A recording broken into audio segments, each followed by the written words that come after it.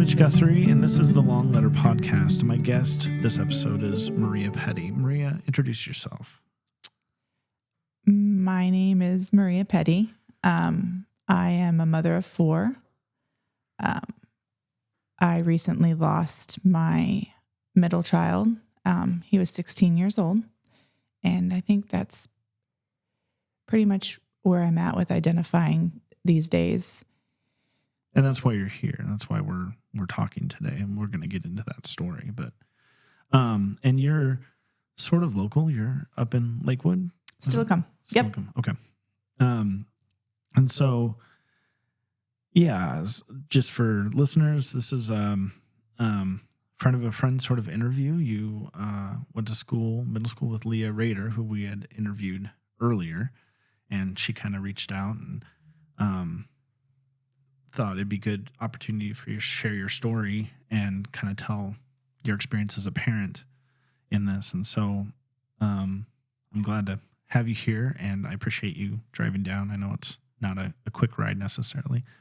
But let's just start with the basics. Like, give me a little bit of a background about your family, who you are, family traditions type thing, like just kind of set the scene so people can understand your story a little bit better. We have a big family. My husband has a large family. I have a large family. Birthdays, we would be lucky if we only had 50 show up. We do Sunday dinners after church on Sundays. There's not a holiday that doesn't go uncelebrated without a party for the kids. We have a family night once a week, just with our the 6 of us. As far as tradition goes, since my children were young, we do a family vacation that included my parents and my siblings, my children, once a year. When we had our youngest daughter, who is 11, we started doing twice a year, where we would do a big family vacation with my family, and then we would do a small family vacation with just the 6 of us. And so it's been a tradition that my children look forward to every year. They know spring break, there's a vacation, and they know summer, there's another vacation. So as a family, I would say there's not much that we don't do and haven't done. Our children have kind of been the center of our world. For me, they've been my world. So I had my oldest at 17, and all I knew was how to be a mom. I mean, I went through college and I worked, but being a mom was the most important, not messing up, making sure that my children had everything that they needed, as much as I could of what they wanted, and to make sure that they would be able to look back on their life and not feel like they came from an underdog, that they didn't, that because I was a young parent, they suffered or lacked or went without. Mm-hmm. So it was really important for me to make sure that the family traditions that I had continued to carry on for my children, new traditions, holidays. I think because I was such a young mom and felt like I wanted to ensure and prove to the world that the world wasn't going to change who I was or my children. There in 20 years, I could tell you there has not been a holiday that I have celebrated, whether it was New Year's Eve, Valentine's Day, St. Patrick's Day, even the littler ones, without my children. So really tight focus on family. Very tight. Very integrated family, very wide family. It's one of those, like, we got a million cousins everywhere, all over the place sort of thing. Yes. So, well, if your goal is to make me feel bad as a parent, you're succeeding. So, no, that's great. And it's obvious that that's a focus of yours. That's something that you're being intentional about with your family. And you said you had 4 kids? 4. 4. And like age range, just general. 20 to 12. She'll be 12 in April. Okay. Mm-hmm. So pretty close together, a chunk of them there. They're all exactly 3 years apart. So my oldest is 20. My Lucas is 17 this month. Kaylin is 14 going on 15, and Mariah's almost 12. All right. Okay. So to kind of turn things into why you wanted to share your story, it's going to primarily focus around Lucas. Tell me about Lucas. Tell me what he's like as a kid. And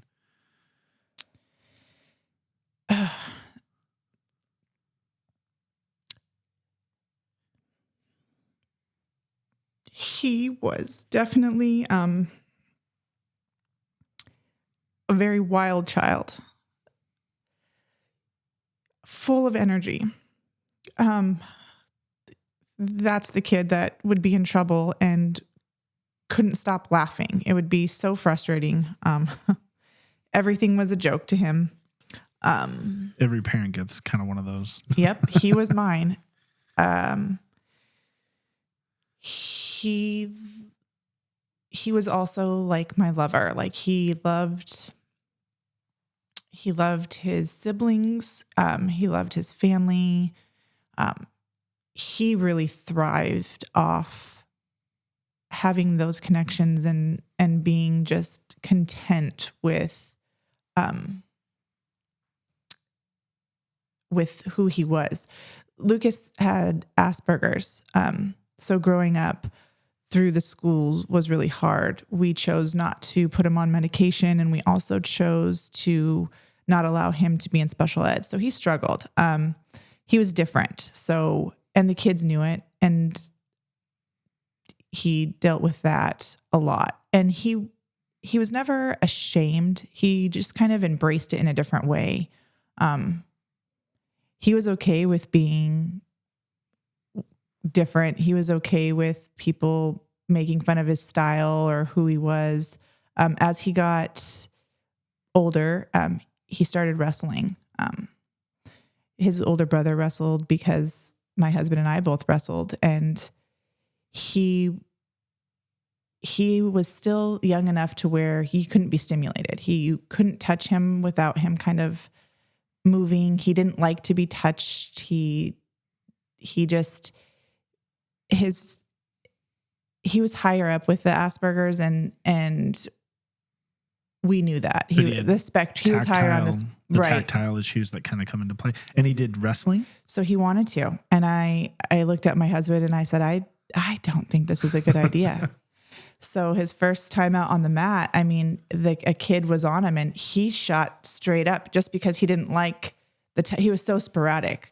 So it was almost comical to watch him wrestle because he was so sporadic, but he started winning because kids didn't know what to do with this crazy kid just jumping up. And I mean, it looked crazy. And did he kind of look up to his older brother? Was there a sort of, like fraternal thing there where he's, you said others in the family had done it, and is that why, or did you ever know why he decided to get into wrestling?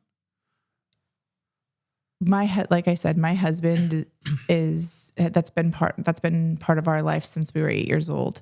So I think watching his brother get that attention and that encouragement, I mean, it was practice 5 days a week, all day Saturdays at the tournaments.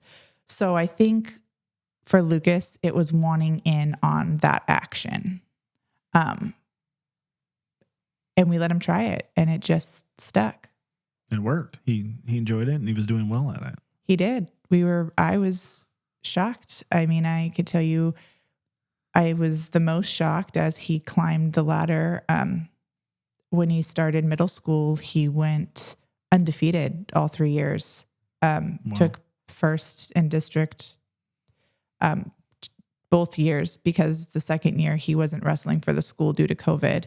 Then he went into high school and just kept on. Now, his wrestling style was the most unorthodox. I mean, he had one move, which was not a typical move, and he used it every time. And it worked. It worked. It was his move. And I think going back to the school aspect of having difficulties, I mean, I'm not entirely sure anybody gets through school unscathed. And, you know, I know in myself and my kids, we've all experienced some sort of poor school experience. I'll call it that. Did he also have like friends? Did he have a group of friends or a close-knit group of friends or people that he did feel comfortable with? When he got to middle school, he obviously was on the wrestling team and the soccer team. And that's where his friendship bonds kind of started to form, because you have this crazy, wild kid that everyone sees as weird, but he was an amazing athlete. He was an amazing soccer player, and he was a great wrestler. So his friendships formed from these teams because he was good at something. So, and he also kind of, I mean, if I understand, he had kind of a big personality too. oh, right? very crazy, big. So, you know, in some sense that can attract attention he doesn't want, but in another sense, that's going to develop friendship, especially in sports and on teams when you're working together toward a goal sort of thing. So he had developed through sports some close contacts, some close friends that, you know, they stayed pretty close throughout school years. Yep. And so he did this through middle school. What about high school? What did high school look like? Same. Yep. He did not go out for soccer in high school. He decided to just put his whole focus into wrestling. So he did off-season wrestling outside of the school, and then he wrestled for the high school. Okay. And so, you know, sports seems like a really good outlet for him, and it was very probably critical toward his development as a person. You know, how were things like normal school-wise or academically or whatever? Was he kind of exceptional in certain areas, or just your standard student, or did his Asperger's contribute to, you know, other aspects, not just social aspects as well? Yes. So we found early on that Rubik's Cubes were something that he just was good at. From the age of 4, we had yet to find a Rubik's Cube that he was not able to complete within under an hour. We used that for him going through school. So when he needed to learn concepts or learn spelling words or vocabulary words, he would place it on one of his bigger rubric cubes. So we did have to reach out to middle school and even at high school level to allow him, I guess, to have that with him. It was kind of his golden ticket. Did you have a good experience with that? I realized that, you know, with my own kids, that sometimes there has to be a recognition that each kid kind of learns differently. They have their own take aside from Asperger's, but just in terms of kids, like we all have different learning styles. And we've been blessed to have some teachers that understand that maybe the kid works this way and that. Did you have a good experience working with the school and you know, accommodating what he needed to succeed? No, we definitely had to advocate as parents. They wanted to, if we needed those accommodations, they wanted to automatically implement, you know, the special needs portions and the IEPs and the all of the like gen ed classes versus, you know, the special education classes.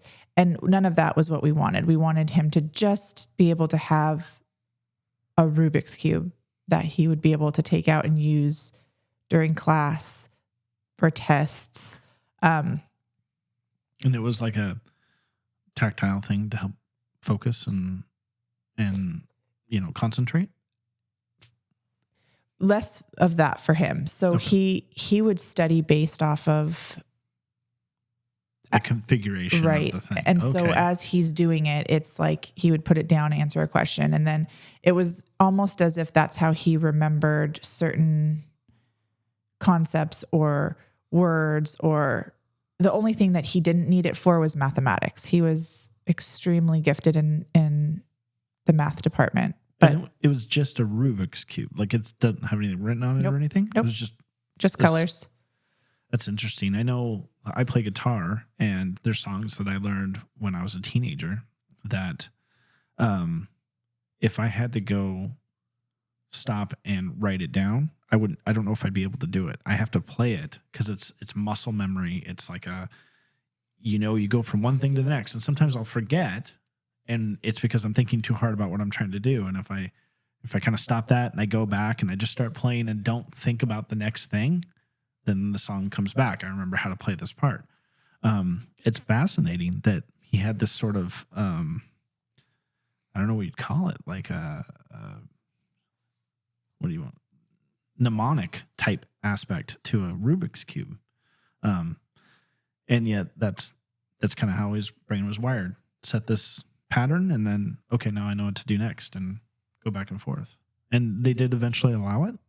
Yes. Okay. So my husband worked in the school district, not my children's specific district, but my husband worked in the school district with behavioral children, and coached for 13 years before he became a police officer.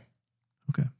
So he was a huge help in helping me advocate, I guess, properly through the right channels and not just be the angry mom that's up there demanding certain things. Yeah, I would imagine that it is hard. A cooperative approach definitely helps. And also, a lot of these things are hard to navigate by yourself. If you're not involved in the system, you don't know quite how it works, which is, in one sense, sad. In another sense, it's just kind of the way it is. So your husband was able to kind of like help and navigate this with you and now, do any of your other kids express things similarly to how Lucas did? No.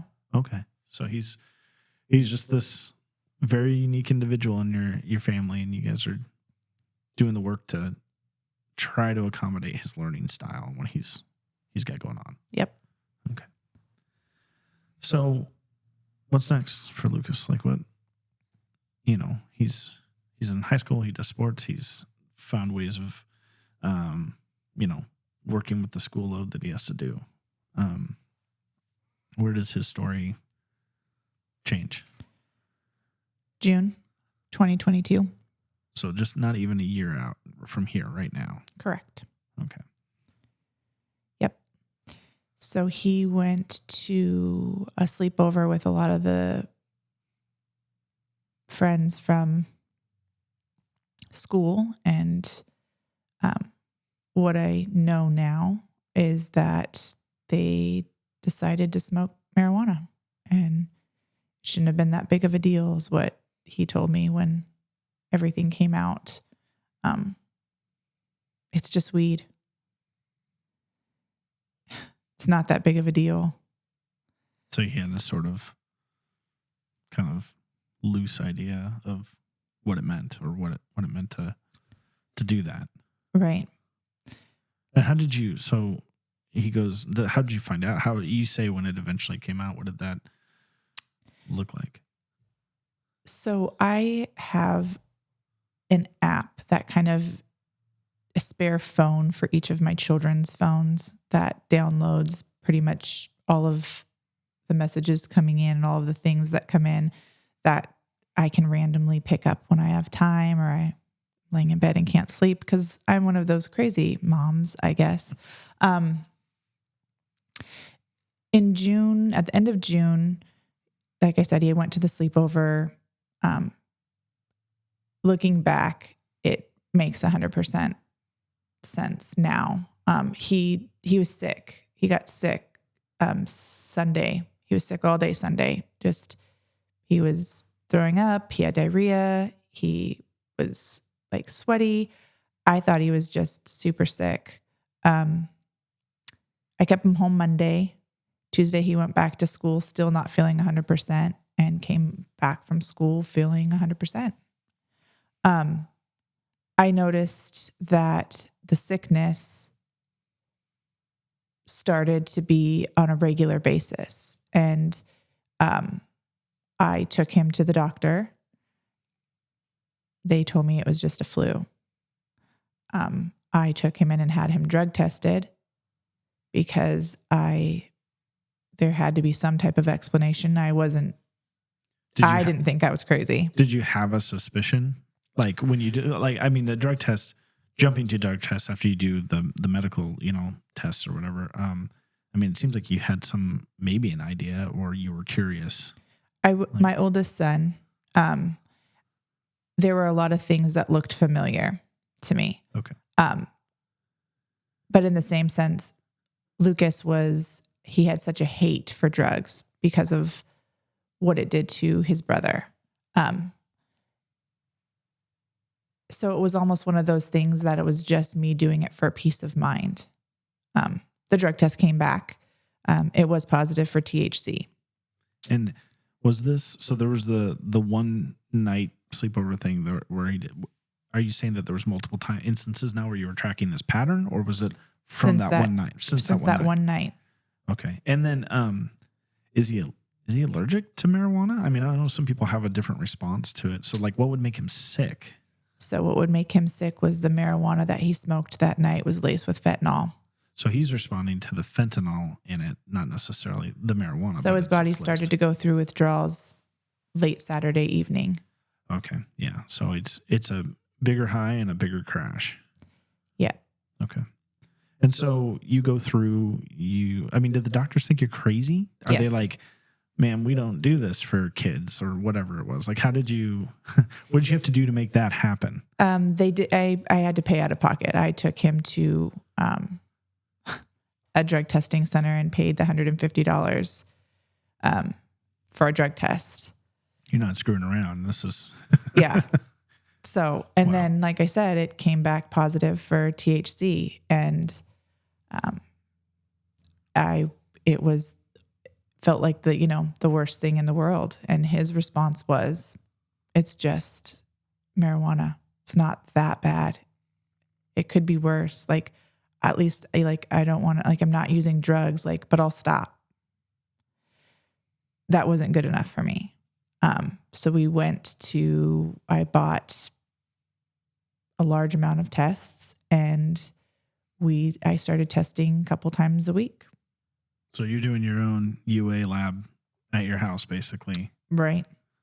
And so I know as a parent, my first thought here is, where'd you get this? Where's it coming from? Where are you doing this?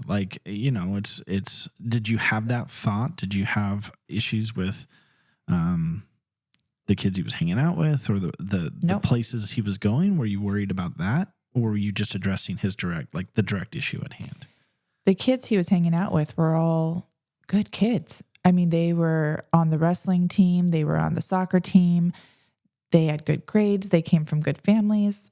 Good kids. I had him over at my house. I mean, because, again, I'm one of the moms that would rather have the kids at my home than have my kids outside of my home. So, good kids. No red flags. You would have had no idea. You would, like you're saying that,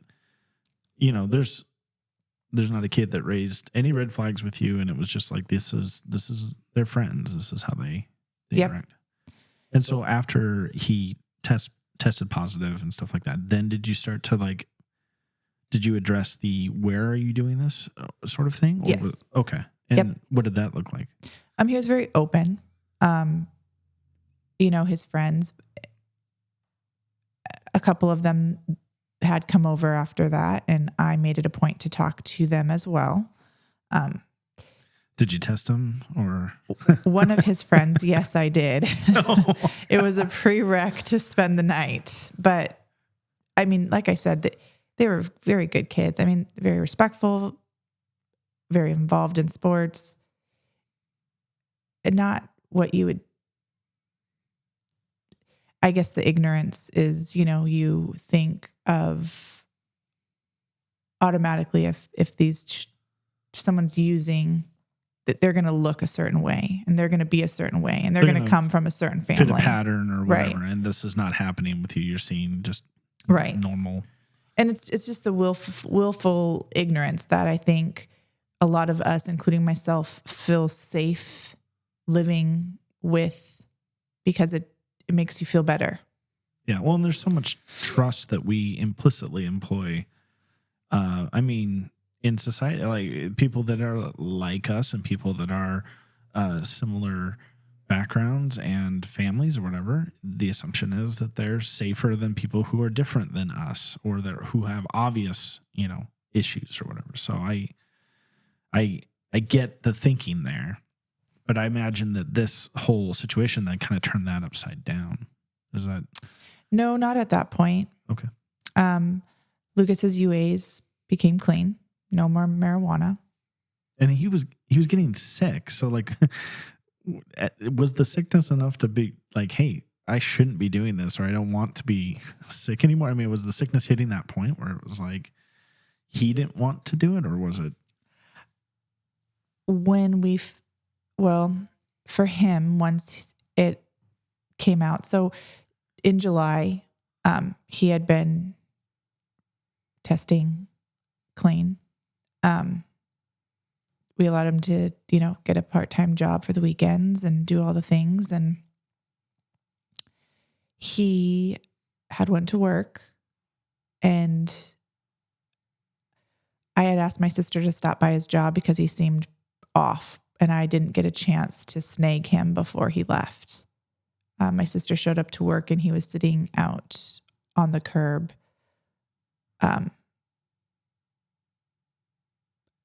barely breathing.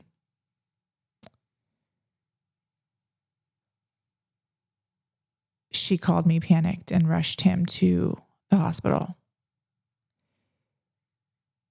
My son was born prematurely, so his left lung was underdeveloped. So for me, my biggest fear was his lung might have collapsed. And that was my biggest fear with him smoking marijuana or vaping or any of the other things. When I got to the hospital, they did a drug screen and nothing. They didn't know why he was so unresponsive. They didn't know what was going on. And it was at that point that I needed answers. My son doesn't stop almost breathing and passing out. He's athletic. This isn't normal. The doctor came back in and asked me if he uses any other drugs that I know of. And I said, well, didn't you do a drug screen? He said, yes, but there's one drug that we can't test here. We have to send out to the lab. And I said, what drug is that? And he said, fentanyl. I wasn't 100% educated on exactly what fentanyl is. I've heard of it. I've seen bits and pieces through, getting my bachelor's in IDS. We went through, substance abuse course, and I remember seeing it in some of my books, but not 100% on, what it is, what it does, how it affects you. And I'm like, well, it didn't show up in, his blood screen. So I don't, what do you mean? And they said, it's too new. The hospitals, our labs here can't test for it. It's synthetic. And so unless we send the test out, we don't know that that's what it is, or if that's even what it is. But I could tell you that the number of kids I've seen in this last year with the same symptoms have been from fentanyl poisoning. And is it like fentanyl by itself? It's not part of, a laced drug of the sort? So for Lucas, it started off in the marijuana. And when he realized he was in so much trouble for the marijuana, it became just the fentanyl. Um, from that hospital visit, he was there for 7 days.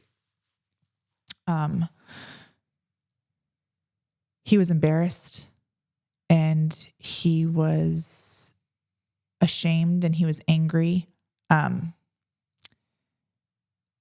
He didn't want to be looked at like this was who he is. He smoked marijuana that had it in there, and he said that his body just was in so much pain, and he thought he would be strong enough to pull back, and every time he did, he just got sicker and sicker. And that would be the times that we would see him throughout the week where he was legitimately sick. I mean, he was green in the face and on the toilet with a barf bucket in front of him. I mean, and I went from a kid that was rarely ever sick to a kid that was now sick like 2 to 3 times on average a week. And now he's 7 days in the hospital. Right. Is that normal for that length of time to be in the hospital for fentanyl? His lungs were not coming, the oxygen levels weren't where they needed to be. And his blood pressure, they couldn't get it to come up.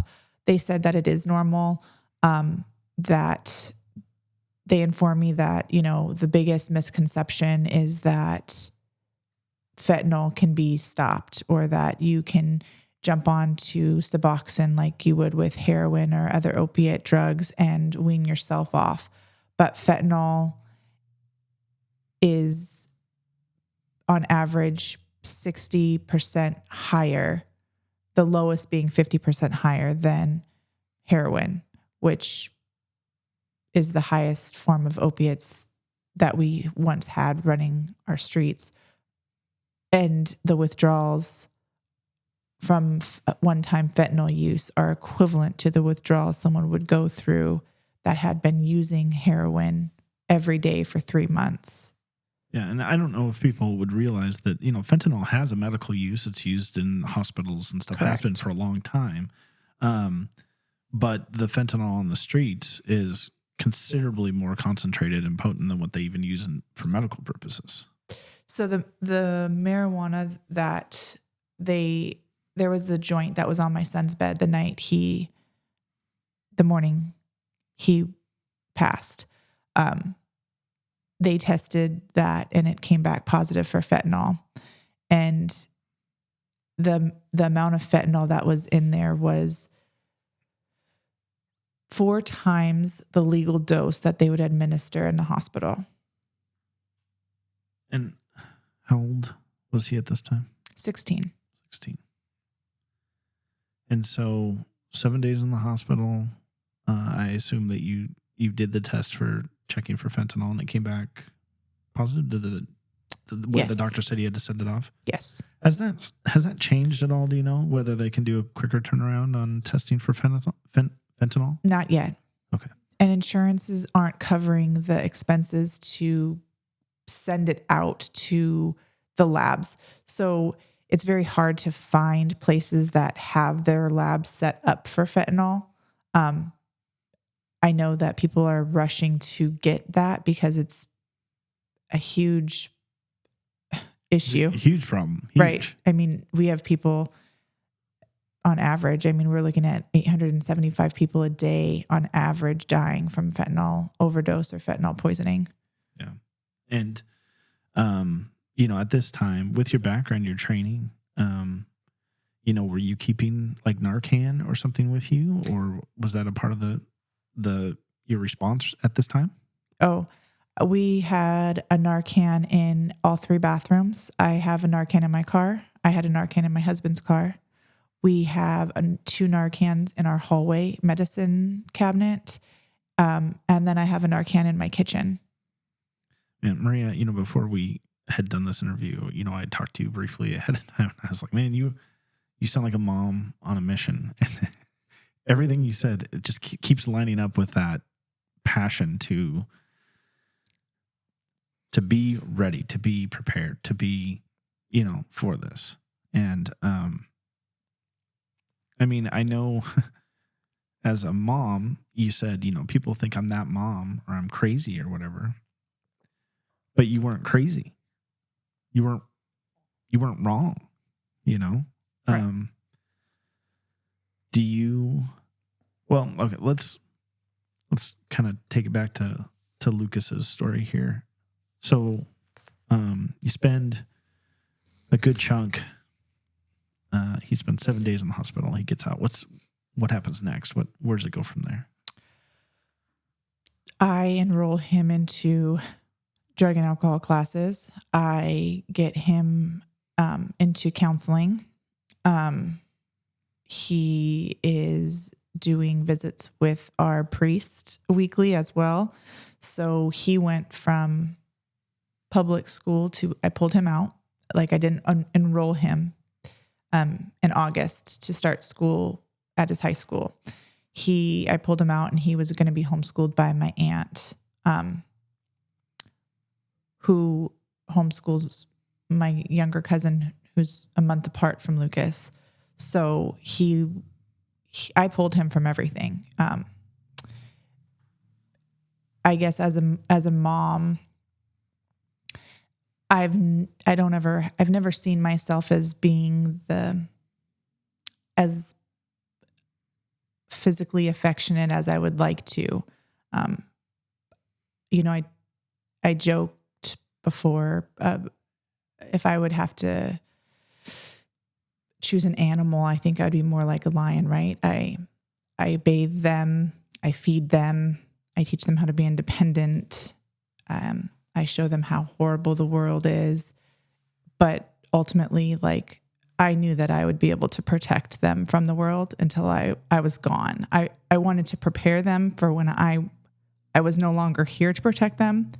But I knew that as a mom, that was the thing that I could give them, is I could protect them from anything outside coming in.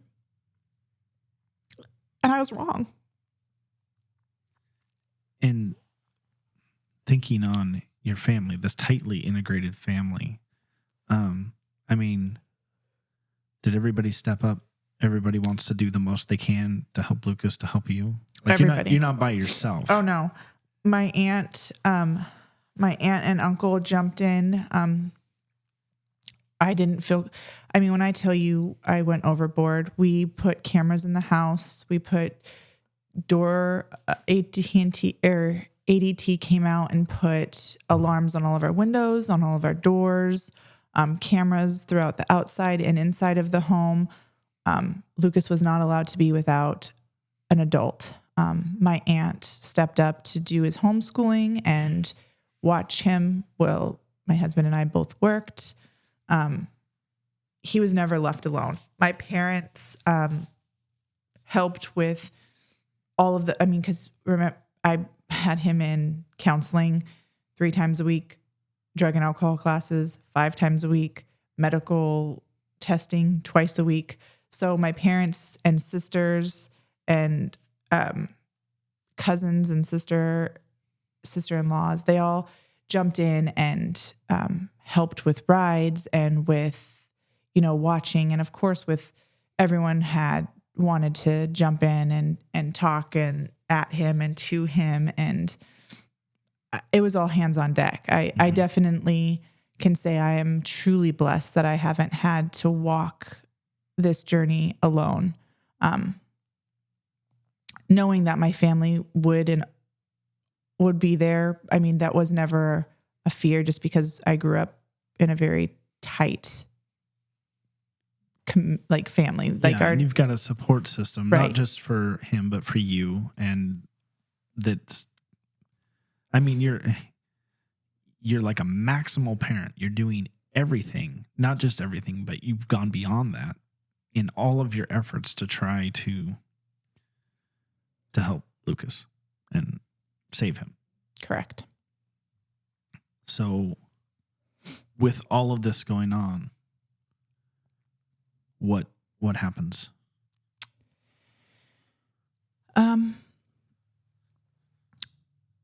Halloween was coming up. It was that Monday, and Lucas wanted to go with his friends trick-or-treating. that they were we do a Halloween party at our house every year. So for the kids. So he wanted his friends to come for dinner like normal, but he wanted the privilege to go out with them afterwards. I of course said no.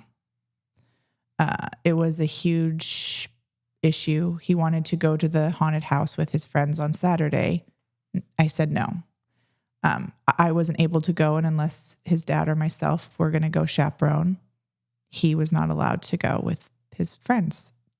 So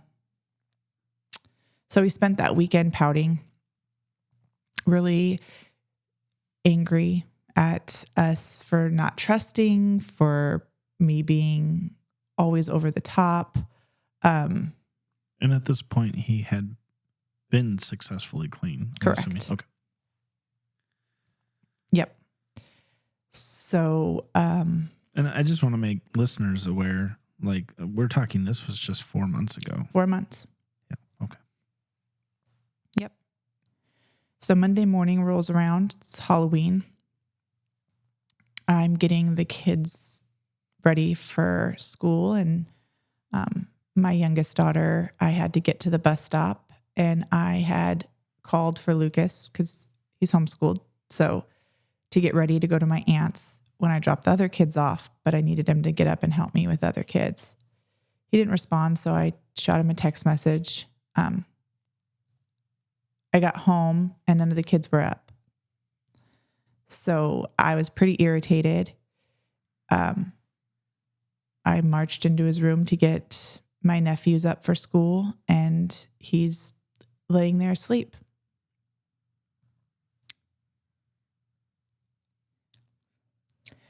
When I grabbed his foot to shake him to wake him up, his foot was cold. And it was at that moment that I realized his face was like a lilac color.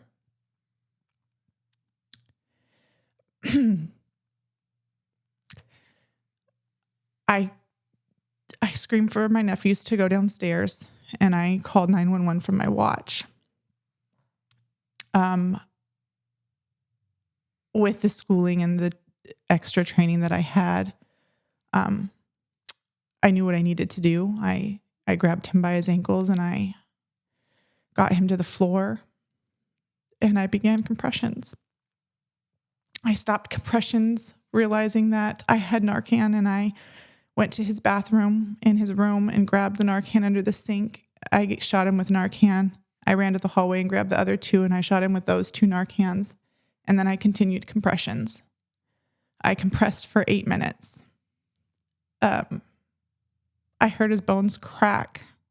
I knew that I had probably broken some ribs.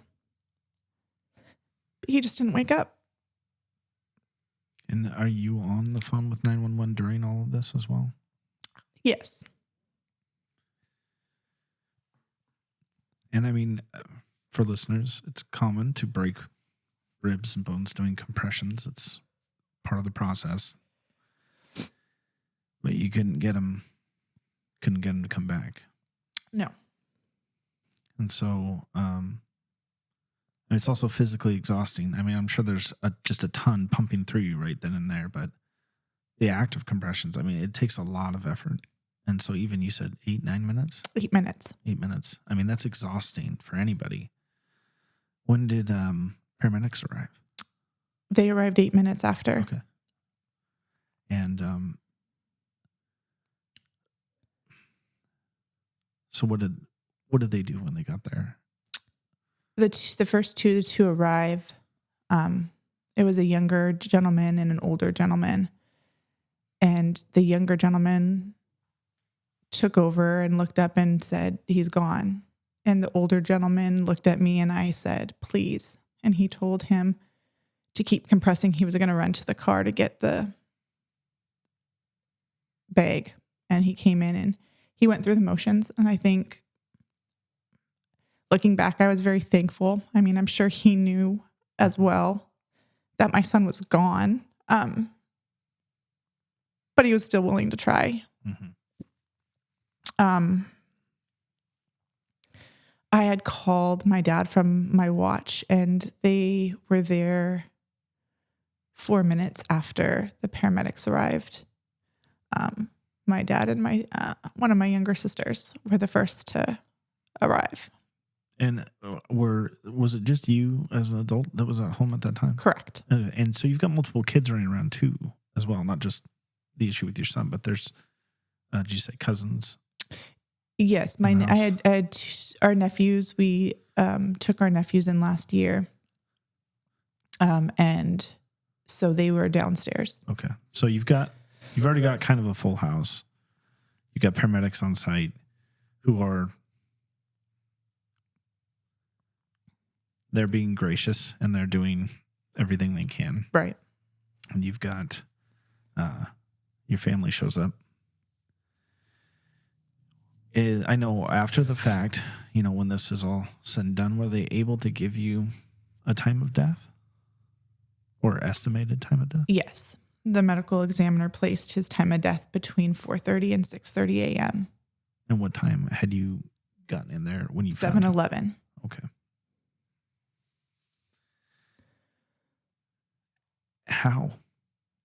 I mean, he was under your watchful eye. How did it happen? How did he get access to this? A friend of his had left the joints outside under a rock toward the corner end of our property where cameras didn't pick up. So when my son had went out to check the mail that Sunday, for me, he must have grabbed it then. In just a moment. You have no idea. Yep. And this, how was the death ruled? Was it fentanyl overdose? He died. His death certificate says fentanyl poisoning. And the reason I believe that it says fentanyl poisoning is because the fentanyl was found in the marijuana joint that was on his windowsill, and then the baggie that had a full one under his pillow. Had it been just fentanyl that they would have found, that it would have probably, it's very, it can go either way. So for me, I know personally, I don't find offense when someone says that my son died from a fentanyl overdose. I also don't find offense when they say my son died from fentanyl poisoning. Some people do. Some people, it makes a huge difference. Okay. For me, my son for 4 months had a problem with fentanyl. So, for me, it's not that big, but I know. Is the distinction that somebody is trying to avoid, like overdose versus poisoning? Poisoning sounds almost like in addition to something else, and the overdose is directly related cause. Is that the distinction that people are taking on this? I think sitting on this side of the table now, what I'm hearing a lot of parents say is fentanyl poisoning is not intentional. They don't know necessarily that they're ingesting the fentanyl.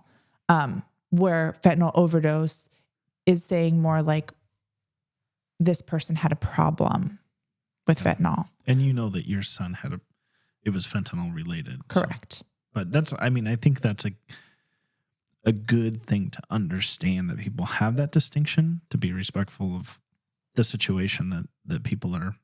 It's all terrible. Right. Straight up. So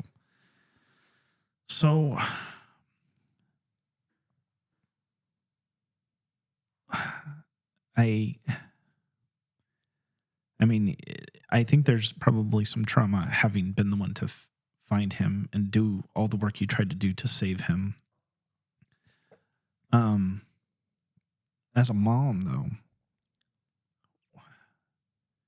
what are you going through after this? And it's not just after this. It's not, because there's processes, there's things you have to be a part of after a death that are also stressful. And I know that you've got this tight-knit family that's everybody. I'm assuming the family stepped up and everybody's doing their part. As a mom, what's going through your head?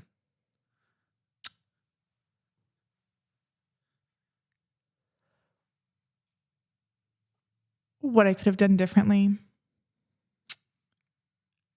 what I should have done differently, how I could have done something to save my child, how I should have done something to save my child.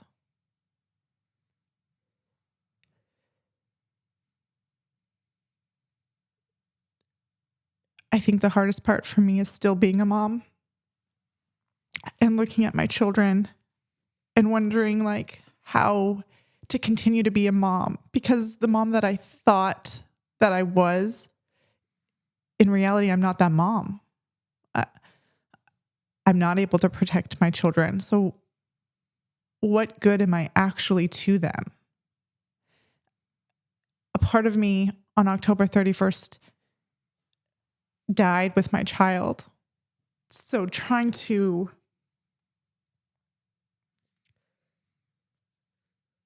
find the courage to stand up and to look like the mom that my other children know and are used to is a challenge. Um, I'm not confident in my ability to parent. I'm not confident in my ability to keep my children safe. Um, so it's very exhausting. After Lucas passed, I had all of my family step up and help kind of coast me through the processes. For me personally, after the numbness kind of went away and after the reality set in that it's real, he's not going to come back. I was humbled by the amount of support and love I got from our community and our friends.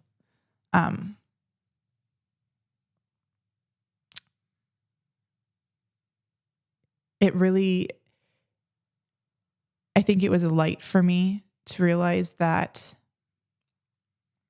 God still existed, right? Because to be able to feel and see the love from some people that I didn't even know, was just a very humbling experience. It was a reminder that there is light even in the darkest of days. Do you find that you have moments of anger with God? My priest asked me that, and I could tell you that I've never been able to be angry at God. I think that as humans, we look for someone to blame. And for me, God was not the one who I blamed. I can tell you looking in the mirror is very hard. So I don't have to look far to find the person that I blame for my child not being here today. And you carry that weight? You feel that you could have, given the extreme lengths you went to, what more could you have done for him?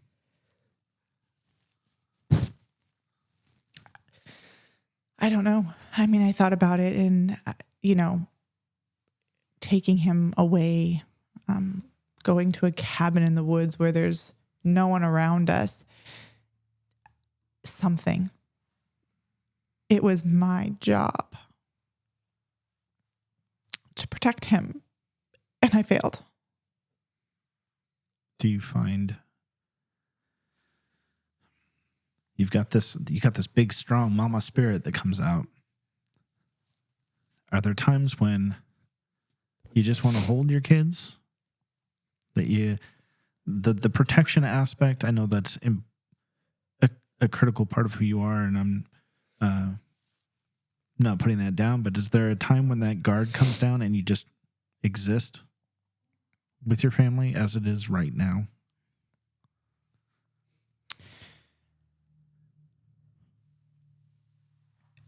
It's very difficult. It almost feels forced on my end. Um, do I try now more than ever? Yes. Um, it doesn't just come naturally. It's not something that isn't awkward. And I think even for my kids, it's kind of like, wait, what? How do I maneuver? What am I supposed to do? Um, and unfortunately, that's just a flaw that I have had since Well, and I they think were it's little. important to point out once again, this is 4 months ago.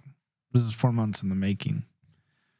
I mean, you're still very early in this whole process, both in terms of processing and in terms of what steps do you do next and where do you go. And I'm thankful to hear you have such a close family. I'm thankful to hear that you have a support system. I'm thankful to hear that you have people that are helping you. You're not alone.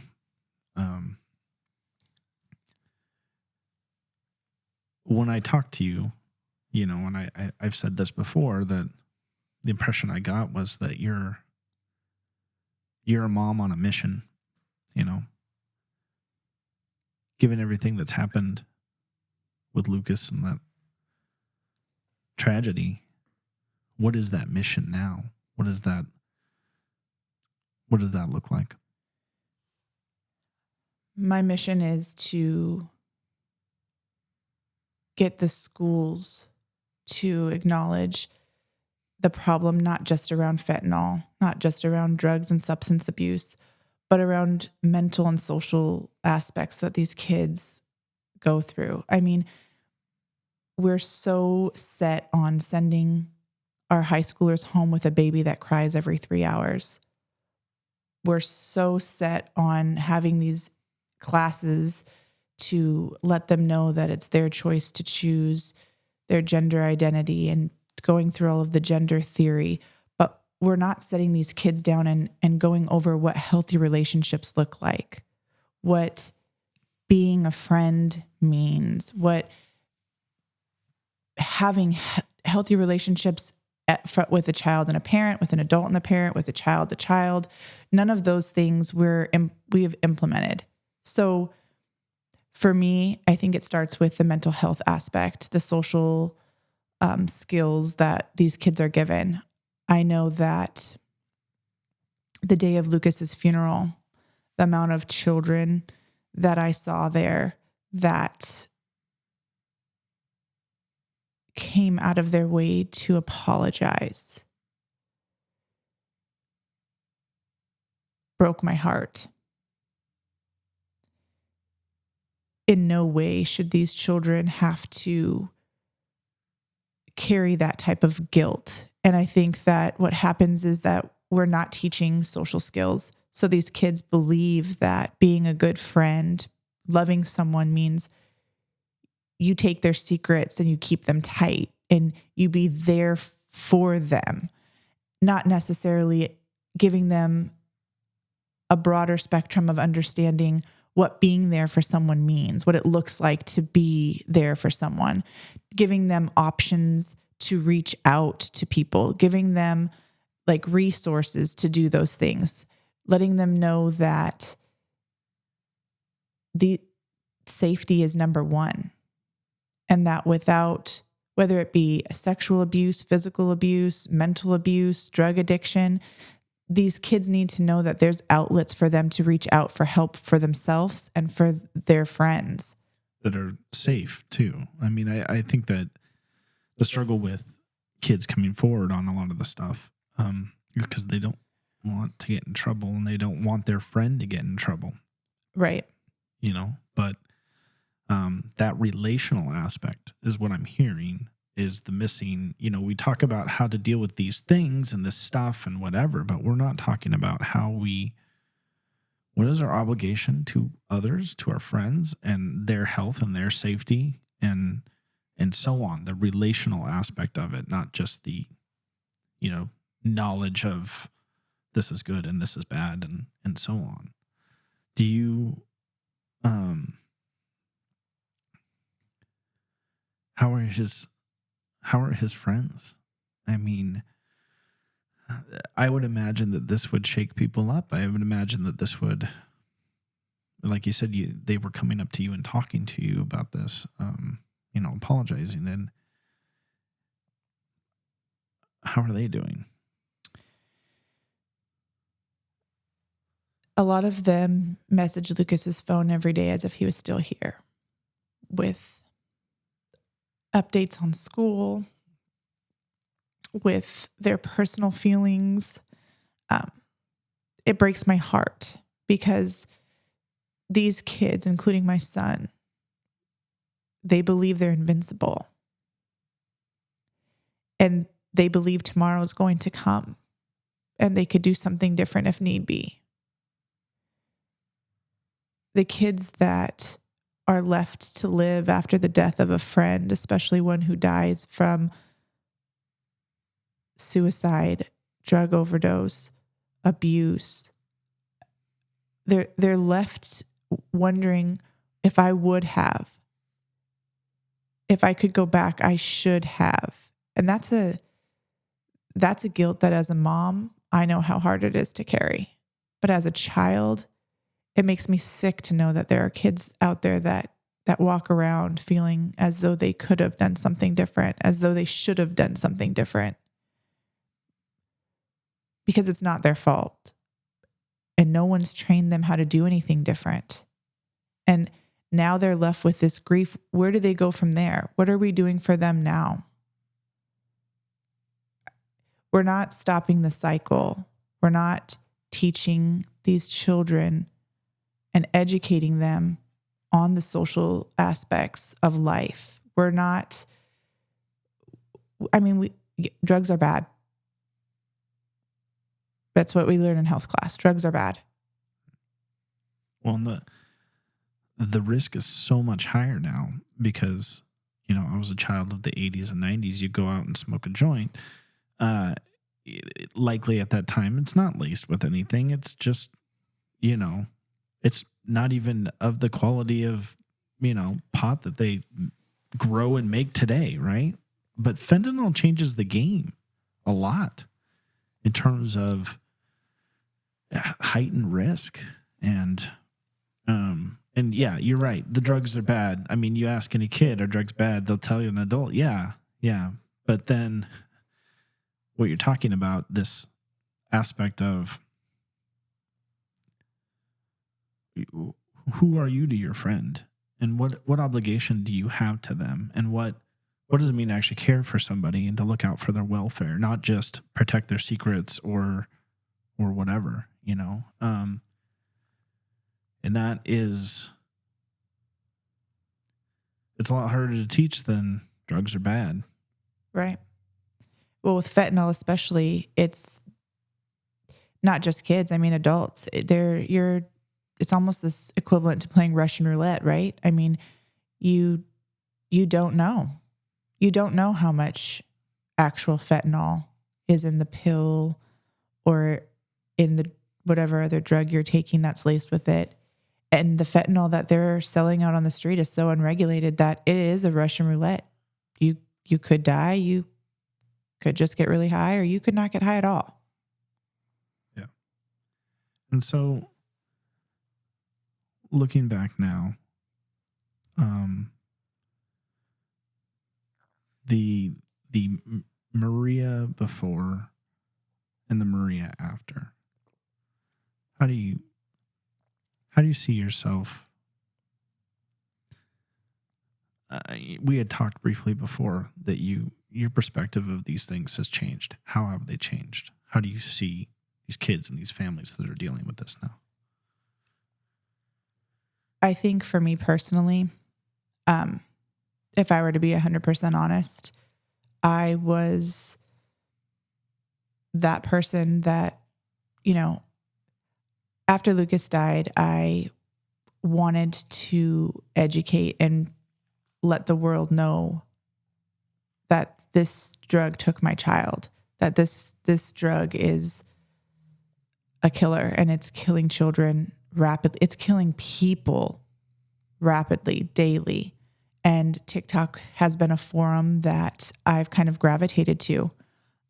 In doing so, there's been a lot of people who have comments that I can't even be mad at, because if I were to sit here and be 100% honest with you, I was those people. I did look at children who use drugs as, well, let's take a look at the parents. What's going on at home? It was that willful ignorance that just made me personally, before all of this, feel safe, right? Knowing, well, I'm doing all of these things, which doesn't equal a kid who's going to use drugs. So I'm set. So this kid's using drugs, so their equation must be completely different. They must have something going wrong. They must have some negatives in there for them to have a child that's using drugs.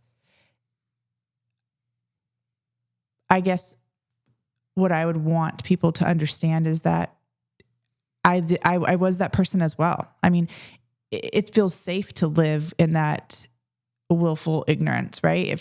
You feel safe knowing that it couldn't be your child because you're doing all the right things. Because you can stop it. Right. You can prevent this. Right. So I guess my comments to the people that do leave comments like that is just very kind, and letting them know I believed 110% exactly what they just said to me before it was my child. And that this drugs in general, they don't discriminate. They don't care that you're religious. They don't care that you have an amazing family. They don't care that your parents are rich, poor, middle class. They don't care that you are a straight A student. They don't care that you are an athlete. It doesn't discriminate. That, unfortunately, as much influence as a parent believes they have on their children, it doesn't outweigh the influence that they are getting from their social interaction with the world. That's school, that's peers, that's music, media, TV, all of the new social apps that are out there. And unfortunately, no matter how set you are as a parent in implementing these values and morals into your child, that the outside world seeps in and ultimately is the deciding factor, right? I mean, they're autonomous. They're their own agents. They're going to make their decisions. Obviously that's not a call to do worse. It's a recognition that, like, your sphere of influence on your kid as they get older changes. Correct. And they make their own decisions, and they're going to move in their own direction. And, one thing, internet comments are the worst. They're just the worst everywhere. People can throw something at you that they would never say to your face. And that's very frustrating, and that's a struggle. But I think reducing the stigma around these situations, as well as, like you said, Lucas's friends and so on, like, if we could break down those barriers of how we respond to something, so that it's not responding out of fear or spite or whatever, which that's a high calling, and it's messy. It's not easy. It's just like going back to the thing where you say, well, drugs are bad. Okay, great. But so much of this is treating the symptom and not the cause, or not, these are all kind of a tightly braided cord of things. Right. So, finding easy blame may make a person feel good about how they're doing, but it's not a solution to these deeply, deeply ingrained social and cultural issues that we're dealing with right now. I think it's also human nature, right? I think as a Absolutely. human, we look for the reason, right? There's a reason for the good, there's a reason for the bad. There has to be someone to take credit, whether it's good credit, bad credit, indifferent credit. Someone has to, it has to fall somewhere. You have to have a scapegoat. And so I think that it's will it make sense to some to automatically look back at home? I think what I've learned is that I'm looking outside of my home where I didn't look before. I didn't think that the influences from the social realm and the world would have a bigger influence than I did in my own home with my own children. And that's where I was wrong. And it's not just with me. I mean, if statistically, children who aren't homeschooled and kept in that box where it's just home, family, the world creeps in. And I mean, unfortunately, most kids have phones, TVs, internet access, as well as school interaction, world interaction. And it just depends on where we're at in the world that our children are going to get the education and the confidence and shaping. I mean, ultimately, society is shaping our children, and we're not dictating how they're shaping them. I think we've gotten lax in just believing that the schools are going to do good and they'll shape them because all of us turned out okay, right? So, I mean, it's just, if they don't turn out okay, it's just the kid or it's just the parents. But the world's evolved so much. I mean, back when I was in school, I had a pager and a landline. That was that, and I was cool. Like there was no, like, and then I had the big box phone. And I think as we evolved, we didn't evolve how we educated the youth. I think that as we evolve, I mean, we're not even teaching kids how to write checks in school because who uses checks anymore, right? I mean, everything's online and all the things. So as we evolved, we didn't bring the social skills, the mental health and awareness. And as the drug world evolved, we didn't update that either. And I think mental health wasn't as big of an issue as it is now because we didn't have computers to hide behind. We didn't have cell phone or technology. Statistically, especially with mental health in kids, youth, they're seeing huge uptake in 2010, 2012. These are turn of smartphones becoming more prevalent and more connection to networks outside of the family and the household and stuff like that. And it's not just schools. I mean, like what I'm hearing you say is we think we can protect them from the world, or we can that's the job, but the job is actually to help them navigate the world, because we can't protect them from the world. We can't isolate them. We can't, not without doing grave damage ourselves. But this, are we giving them the tools to navigate the world? Are we giving them the tools to the more complicated action of not just abstaining for something, but living within the existence of this thing? And it's a tall order. And I mean, I'm guilty of it too. I mean, how can we educate the youth, our own children even, without being properly educated, right? I mean, I could tell you all day long about what the pros and cons of doing marijuana or cocaine or all the drugs that were around that we learned about growing up.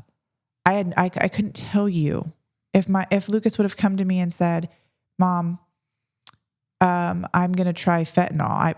What is that? Okay. Why?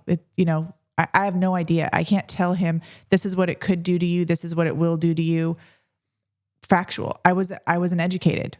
Right. I didn't feel like I needed to be educated on that. I also wasn't educated that when the world shut down for COVID-19, that fentanyl became this up and coming It changed the game. drug. It Like, changed the game in a lot of ways. I mean, we have somebody that works here that the drug issues that he faced and that he, found freedom from, are just even more complicated by this fentanyl thing and how pervasive it is and how, I mean, it's made his job, which is helping people find recovery, even more difficult.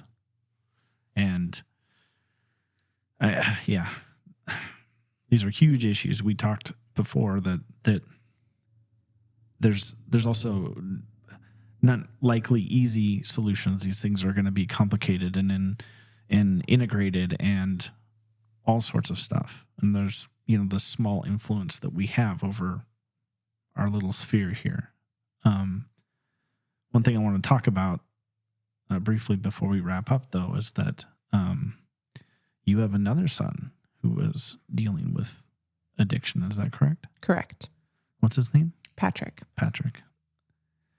Having gone through everything that you've gone with Lucas,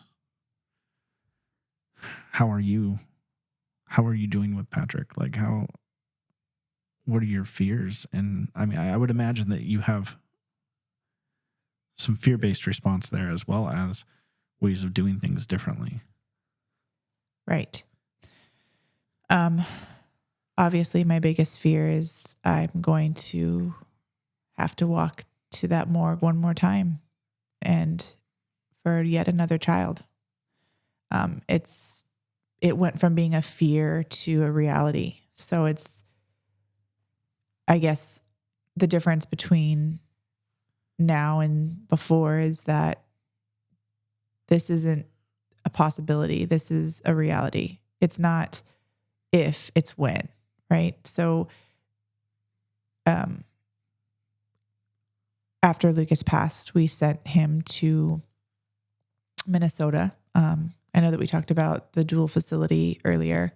Unfortunately, Washington doesn't have any dual facilities. And why don't you just explain quickly what a dual facility is? So a dual facility is a facility that treats multiple aspects. So for instance, Patrick went to Minnesota, a clinic in Minnesota where he stayed for a 28-day stint, and they treated his mental, his physical, and his addiction.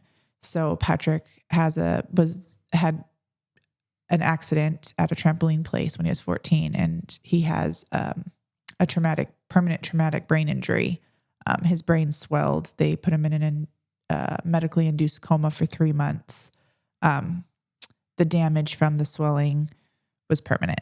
So short-term memory was affected. Equilibrium was affected.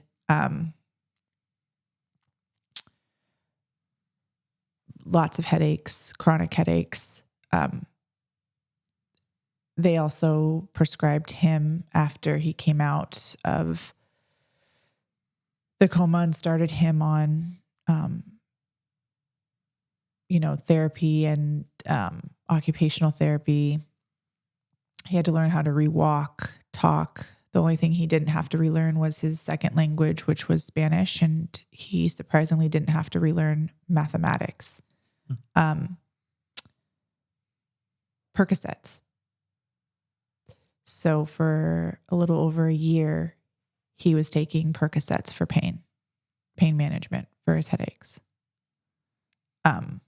Again, not really being educated and having a lot of faith in the medical system. It's what helps my son. He's a child. It's not like he's going to become an addict. Like, I'm his parent. I would know what that looks like. Mm-hmm. When the medication stopped, I saw exactly what it looked like. So finding a facility out here was impossible. He had been to 3 out here since he was 17. And you're looking for one that isn't just going to address the substance use. It's Right. going to address the mental health. It's going to address the physical pain. It's going to address, that's what these, what you call it again? I can't remember the name of A dual facility. dual facility. Correct. So we don't have that here. So No. he's going to Minnesota to do that. Mm-hmm. And how's that going now? It's a struggle. I think my son bears a lot of his own guilt as being the oldest and kind of paving that path and getting lost. I know that a lot of therapy for him through the church as well as outside therapy has been helpful for him. Again, unfortunately, all my children identify so strongly with the sports. I mean, all 4 of my children are wrestlers. They've wrestled from 3 up. And I mean, they're all still currently wrestling. And when my son had the accident, that was the first thing that went for him. He would have rather lost a leg than to be told he can't go out on the mat because one wrong slam to the mat, and that could be it for him. Lights out. Yeah. So he lost his identity then, I feel, and learning to cope with the pain and learning how to become someone other than Pat the wrestler. I mean, his email address is that. I mean, everything was identified for him around that Key part sport. of his identity Right. was the sport. And now he has to find That got stripped away. new way of being. Yeah. And so for me,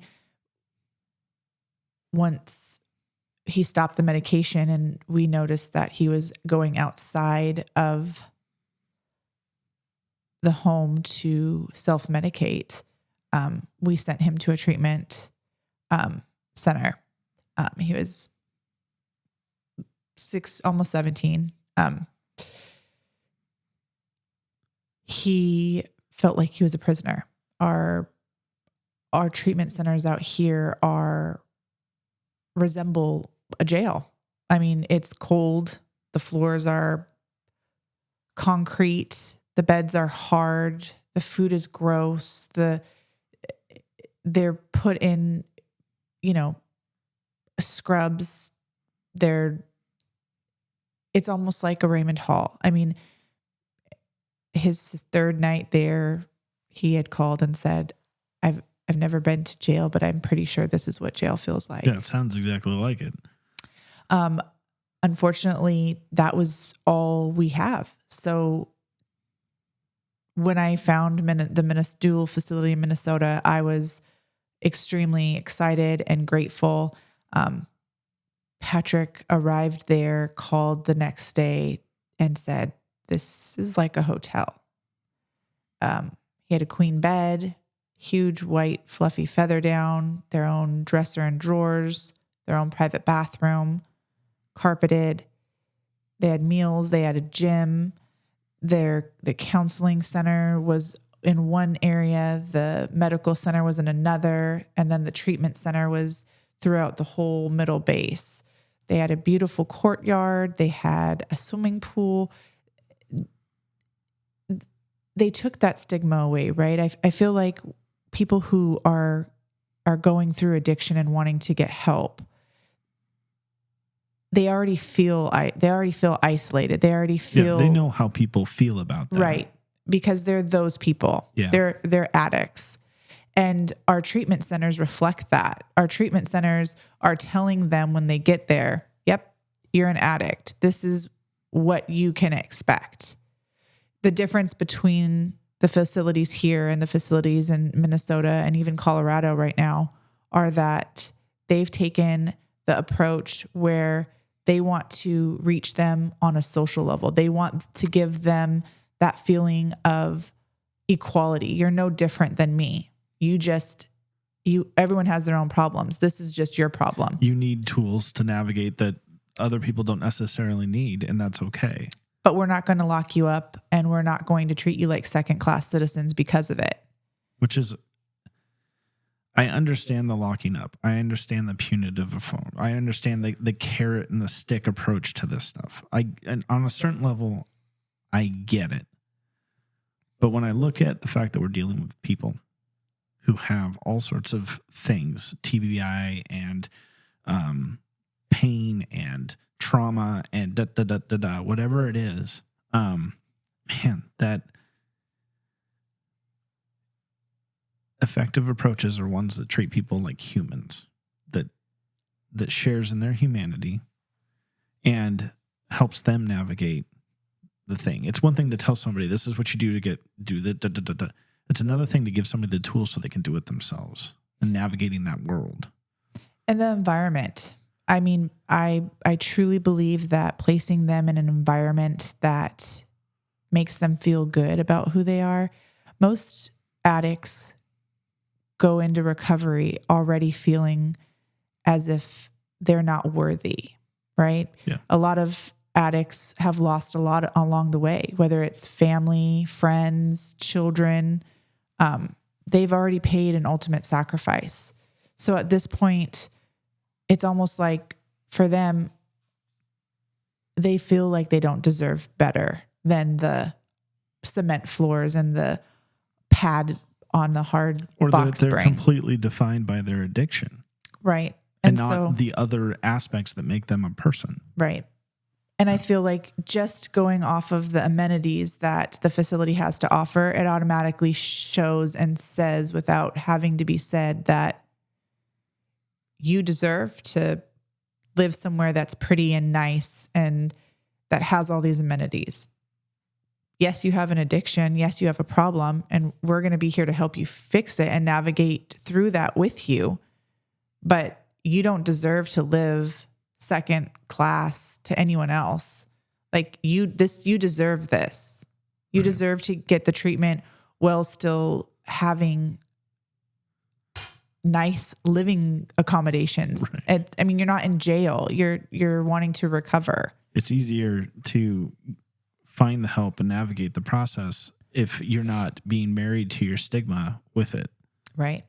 And I mean, a little over, I want to say 15 years ago is when the DSM-5 acknowledged that addiction is actually a disease, a mental, I mean, it got put into that category because even if you aren't depressed or you don't have any mental issues and you start using drugs, the mental issues then follow shortly after. You can't be an addict without having some type of mental issues. Whether you had them before you used drugs, if you didn't, you for sure are going to have them after. Yeah. Because it's traumatic. It is a traumatic, and it's traumatic having to look at not only yourself, but then you have to look at the world and how the world views you and how people talk about you. And the feedback cycle of shame is feeding the addiction, not just. Correct. So whatever started it, whatever kicked it off, whether it's escape or trauma or just being stupid and wanting to go do something or whatever, at some point there's a switch where it becomes something of a self-fulfilling issue and a feedback loop. Yep. And it's, I mean, first step is just is breaking that stigma, is breaking that understanding. And I mean, you've been through so much as mom. This one's going long. I don't want to stop talking. I want to keep getting into this. But I appreciate your time here. And this whole thing with Patrick after dealing all the stuff with Lucas, man, it's almost like a whole nother podcast out of it. What for families that are going through this right now, what you're experiencing, which is the worst thing a parent can go through. What words would you have for them? If somebody's listening to this and their child is struggling with substance use disorder or something like that, mom to family, what words do you have for them? I would want them to know that they're not alone, that unfortunately right now it feels like they're alone, and that there's not enough people out there fighting for them, but there are people who are out there fighting.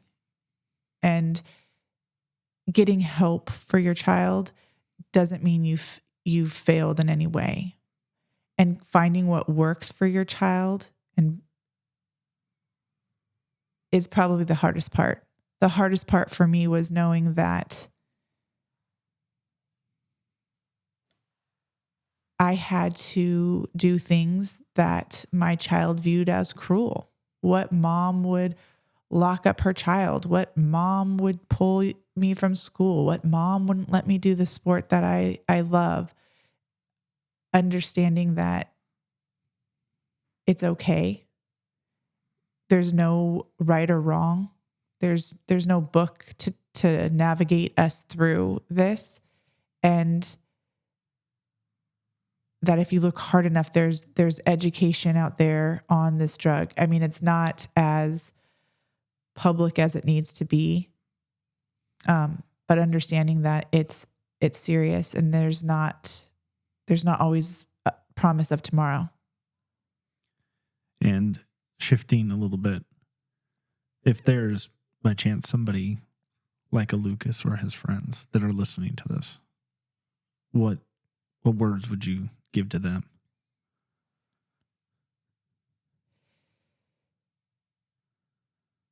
If they are currently using, it's,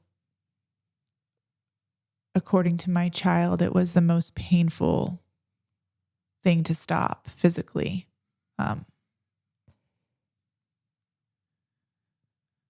But going through the pain is worth the promise of tomorrow. It's better on the other side of it.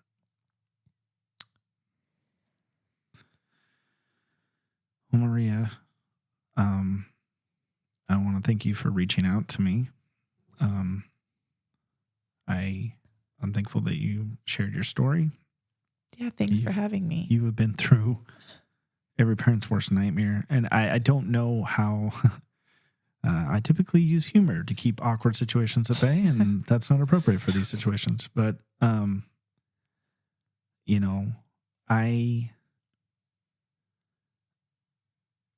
think it's so important for parents to hear your story, for teenagers to hear your story, for anybody to understand that there's different ways of looking at this, to understand that there's different ways of navigating it. And that I think even if you don't have kids, even if this isn't something directly related to you, as a community, as people who are tasked living with other people, we can be doing it differently. We can be making the effort. We can be doing the work to what I want to say, help develop those skills that would give kids the confidence to talk about these things, that would take away the stigma around the addiction part of it or whatever. Just a little bit more empathy, a little bit more understanding, a little bit more grace. And a whole lot of education. And talking about it. Right. I mean, the biggest thing I think we did before Lucas's funeral was my family went in and got purple ribbon tattoos. And at the funeral, we handed out purple ribbons. And my daughters both carry purple ribbons in their backpacks to hand out to children. A lot of people don't know what the ribbon means. And so I get a lot of people who ask, what does the purple ribbon stand for? They know what a yellow ribbon stands for, what a pink ribbon stands for, but the purple ribbon stands for opiate awareness. And it's a conversation starter. You got a sweatshirt on right now that has a kind of a outline of Lucas. And then it's purple, and correct. It starts that conversation. It starts, what does it mean, sort of thing. So because education, that's, if anything comes from this, I want my son's death to not be in vain. I want it to bring education and awareness to everyone and anyone who will listen or who can hear me, whether they want to hear me or not. And I think that's my goal going forward. Yeah. Well, I'm glad that I could be a part of it, and thank you for sharing your story. And I know these things probably are not fun to talk about every time. Anyways, thank you for being a guest today. And I look up to your mom on a mission mindset and getting that word out there and communicating, just helping people see that